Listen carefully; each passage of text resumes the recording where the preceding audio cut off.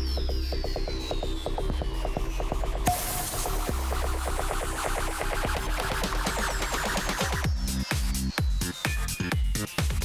are the best in Kerala now. Let's go for the best in India. Cheers. Cheers.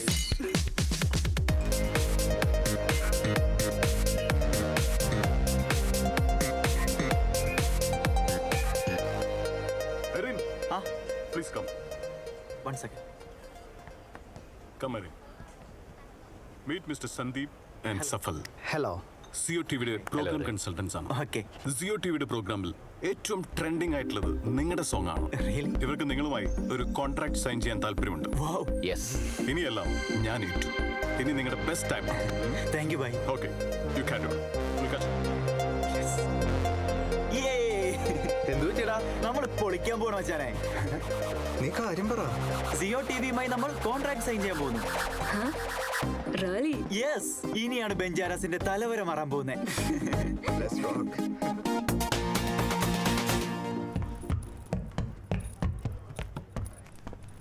എന്താ bro? എടാ എന്താ ഇതൊന്നും നോക്കിയടാ. മാളു വാ വന്നേ.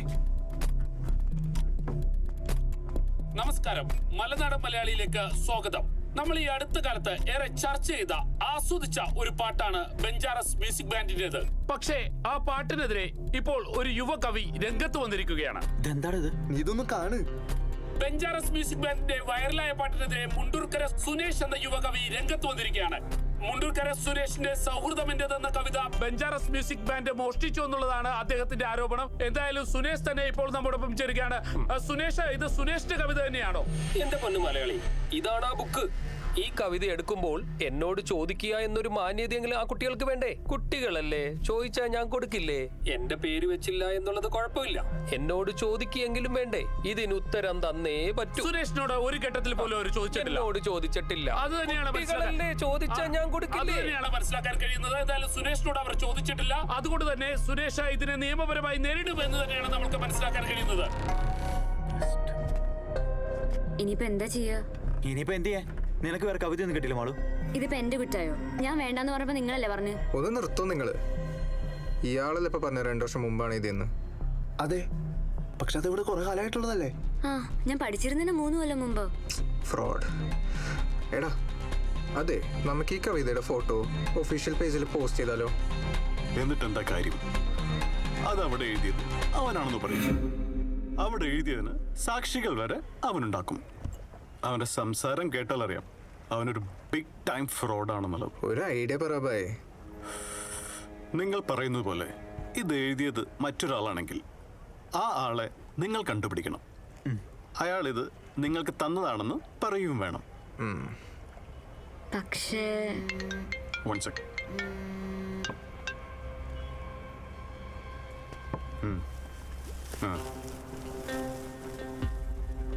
Yeah, we are discussing. Yeah, okay. CO ടിവിയിൽ നിന്ന് സന്ദീപാണ് വിളിച്ചത്. അവർക്ക് ഇന്റഗ്രിറ്റി വളരെ ഇമ്പോർട്ടൻ്റ് ആണ്. അപ്പൊ കോൺട്രാക്ട്? എനിക്ക് പറയാൻ കഴിയുന്നതിന് ഒരു ലിമിറ്റ് ഉണ്ട്. അത് ക്യാൻസലായി എന്നല്ല, നിങ്ങൾക്ക് ഒരാഴ്ചക്കുള്ളിൽ അയാളെ കണ്ടുപിടിക്കാൻ പറ്റുമെങ്കിൽ ബാക്കി ഞാൻ ഏറ്റു. ഓക്കെ, എന്നാ ശരി.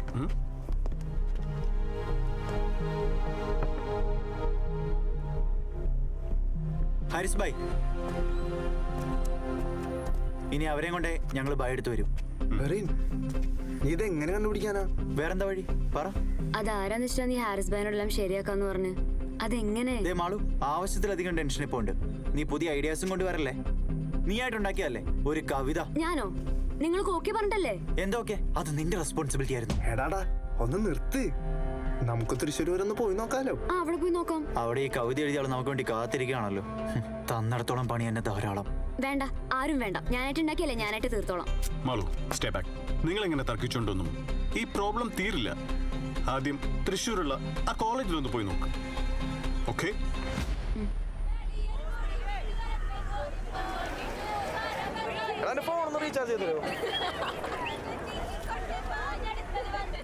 അപ്പോ ഇതാണ് ആ സ്ഥലം, കല മുതൽ കലാപം വരെയുള്ള ആ കോളേജ്.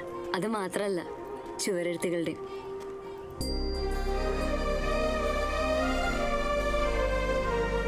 ഇത്ര പഴയതാണോ? ആരെഴുതിയാന്ന് എങ്ങനെ കണ്ടുപിടിക്കാനാ? അതിന് ഇവിടെ ജീവിച്ചിരിക്കുന്ന ഒരു ചരിത്രകാരിയുണ്ട്. വാ പോവാം.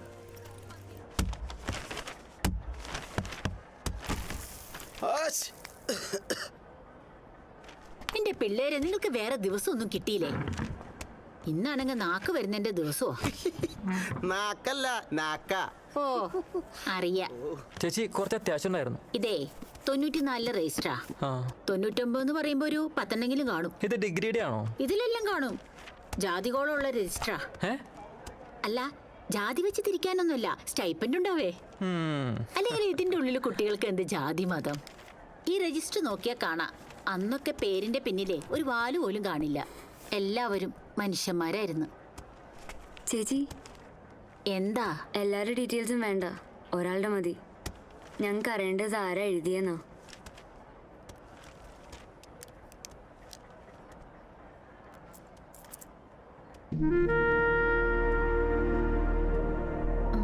മോനെ ഒരു മിനിറ്റ് കേട്ടോ. ശരി ചേച്ചി.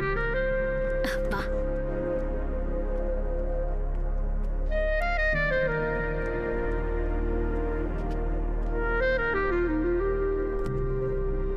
ഓ 97. യെസ്, വേദ.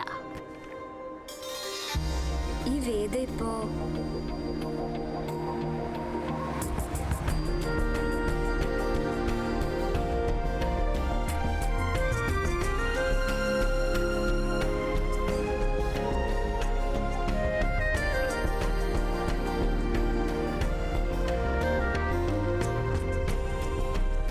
ഇനി കുറച്ചു ദൂരം കൂടിയേ ഉള്ളൂ.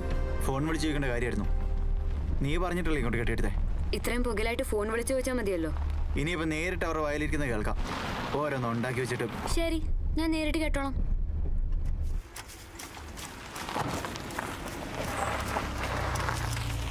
ചേച്ചി, ഈ ചെമ്പേരി എസ്റ്റേറ്റ് എവിടെയാ?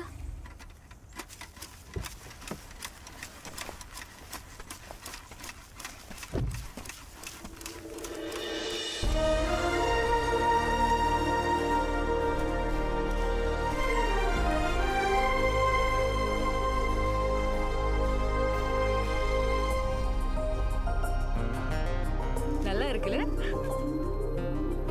நீ பறக்க விடு, நான் இப்ப வரேன்.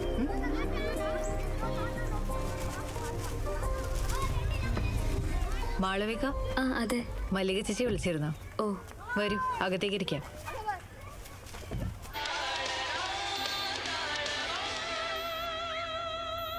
കൊള്ളാലോ നിങ്ങളുടെ പെർഫോമൻസ്. കവിത കൊളവാക്കിയോ?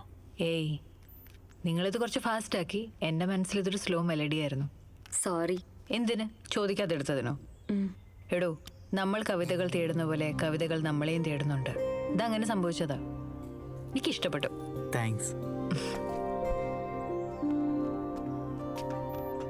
നിങ്ങൾക്ക് ഈ കവിത കിട്ടിയതിന് താങ്ക്സ് പറയേണ്ടത് എന്നോടല്ല, അതാ ചുമരിൽ എഴുതിയ ആളോടാ. അതാരാ? അത് ഒരു മുന്നറിയിപ്പും തരാതെ, ഒരു അനുവാദവും ചോദിക്കാതെ കടന്നു വന്ന് നമ്മളുടെ ജീവിതത്തിനെയും കാഴ്ചപ്പാടുകളെയും ഒക്കെ മാറ്റിമറിക്കുന്ന ചിലരില്ലേ, അങ്ങനെ ഒരാൾ. അതെങ്ങനെയാ അവിടെ എഴുതിയേ? ആരാധന മൂത്തിട്ടാണോ? അല്ല, സൗഹൃദം. ജീവിതത്തിലെ ഏറ്റവും വലുത് സൗഹൃദമാണെന്ന് വിശ്വസിച്ച് അങ്ങനെ ജീവിച്ച ഒരാൾ. ആളെ പറ്റിയാണോ ഈ കവിതകളൊക്കെ?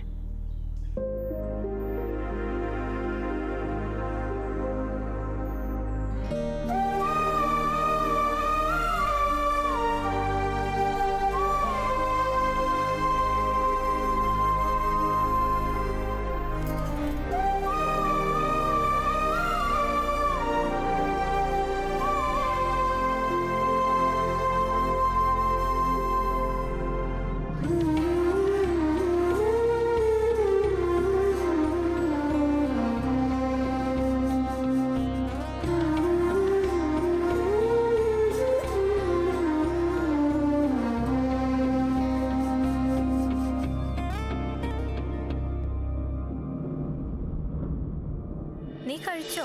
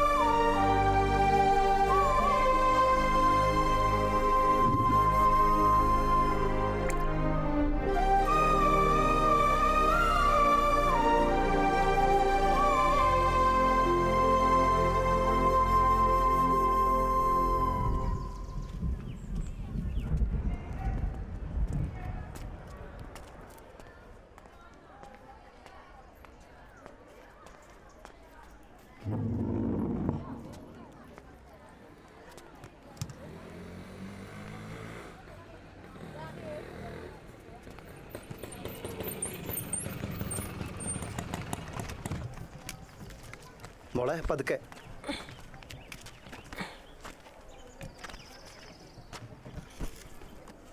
അതെ, ഇക്കൊരു ഓട്ടുണ്ട് മോളെ. അപ്പൊ വൈകിട്ട് കാണാം.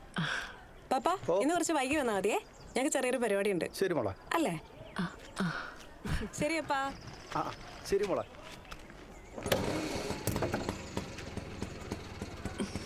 ഞാൻ വെയിറ്റ് ചെയ്തിട്ട് കൂടിയോ? ക്യാൻറ്റീനിലെ ഉഴുന്നുവട നമുക്കങ്ങ് നിർത്താം. നീ പറയുന്ന എല്ലാത്തിനും ഞാൻ തലയാടുന്നതൊക്കെ ഓക്കെ, പക്ഷെ കാര്യം എന്താന്ന് പറയണം. ഇന്നെങ്കിലും എനിക്കൊരു അടി കാണണം.